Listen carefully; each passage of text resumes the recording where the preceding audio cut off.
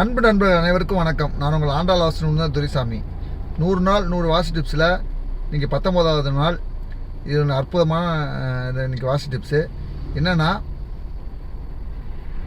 அனைவருக்குமே தெரிந்த விஷயம் என்னென்னா, நாம் தூங்கும் பொழுது நம்மளுடைய தலை திசை தூங்கக்கூடிய திசையானது பார்த்திங்கன்னா கிழக்கு, மேற்கு, தெற்குன்னு சொல்லுவாங்க. வடக்கில் யாரும் தூங்க வேணாம்னு சொல்லுவாங்க. ஏன்னா வடக்கில் பூமி சுழற்சினால, உயிர் வீசினால அது கொஞ்சம் மூளை டிஸ்டர்ப் ஆகிறதுனால வடக்கை தவிர்த்து கிழக்கு, மேற்கு, தெற்கில் தூங்க சொல்லுவாங்க பெரியவர்கள், முன்னோர்களும். ஆனால் நம்ம எல்லோரும் கிழக்கு பக்கம் தலை வச்சு படுப்போம். ஏன்னா கிழக்கில் தான் சூரியன் இருக்கிறாரு. அதனால் கிழக்கில் தலை வச்சு படுப்போம். சில பேர் தெற்கும் படுப்போம், மேற்கும் படுப்பாங்க.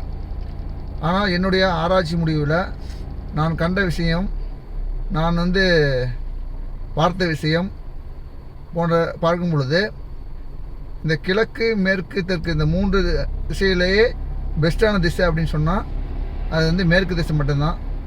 ஏன் மேற்கு திசை அப்படின்னு நான் சொல்கிறேன்னா, மேற்கில் தான் எப்பயுமே நைட்டில் தான் தூங்கணும், பகலில் தூங்கக்கூடாது. அப்போ நைட்டு நம்ம தூங்கணும்னா சூரியன் அந்த இருக்கும் இடம் பார்த்திங்கன்னா மேற்கு பக்கம் தான் சூரியன் இருப்பார் நைட்டில். அப்போ நம்முடைய தலையானது மேற்கு பக்கம் வைத்து தூங்குவது ரொம்ப சிறப்பு. அப்போ பகலில் சூரியனுக்கு எதுனா நம்ம கால் நீட்டி தூங்கக்கூடாதுன்னு ஒரு காரணம் பரவே சொல்லுவாங்க. நிச்சயமாக அதுவும் உண்டு தான். அப்போ என்ன பண்ணணும்னா, நம்ம சூரியன் உதயமாகிறதுக்கு முன்னாடியே நம்ம எழுந்திருந்தோம்.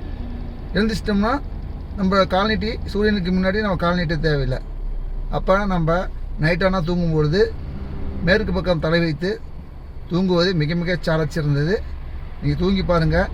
பல வெற்றியாளர்களும், பல கோடீஸ்வரர்களும், விளையாட்டு வீரர்களும், மியூசிக்கு எதை போடுற மியூசிஷியனும், அதே மாதிரி பார்த்திங்கன்னா நல்லா பாடகரும் அனைவருமே பார்த்திங்கன்னா அவங்களுடைய தூங்கக்கூடிய திசையானது, தலை வைத்துக்கூடிய திசையானது மேற்கு பக்கமாக தான் இருக்கின்றது.